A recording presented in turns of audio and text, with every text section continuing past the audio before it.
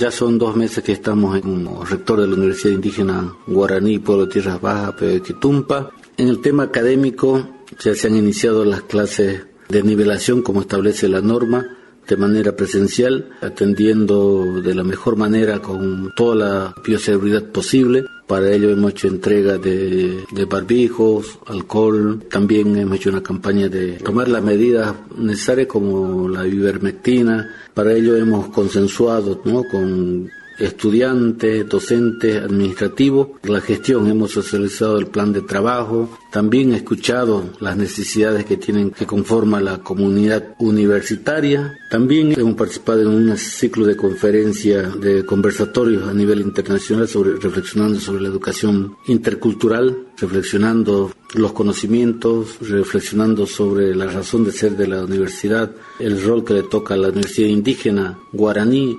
También hemos retomado esa característica esencial de la universidad como son los módulos productivos. Con todos los directores de carrera hemos visitado cada módulo donde cuál es el rol, cuál es la proyección para realizar el proceso de enseñanza-aprendizaje, la producción, la investigación, la interacción comunitaria desde los módulos productivos como espacio de aprendizaje. Vemos con mucha preocupación y tristeza que al recibir la universidad que nuestros módulos productivos han estado abandonados, no lo hemos encontrado no como quisiéramos, pero ahora tenemos la tarea de reactivar estos módulos productivos como espacio académico, como también como espacio de producción, como espacio de investigación, como espacio de interacción comunitaria. Entonces, estamos destinando recursos económicos para que puedan las carreras relanzar su espacio de aprendizaje y producción.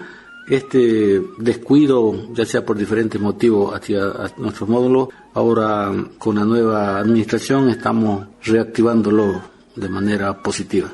Hemos realizado visitas, como también nos han visitado las diferentes organizaciones de Tierras Bajas, las organizaciones indígenas, como también hemos realizado visitas y reuniones con diferentes instituciones, con diferentes organizaciones.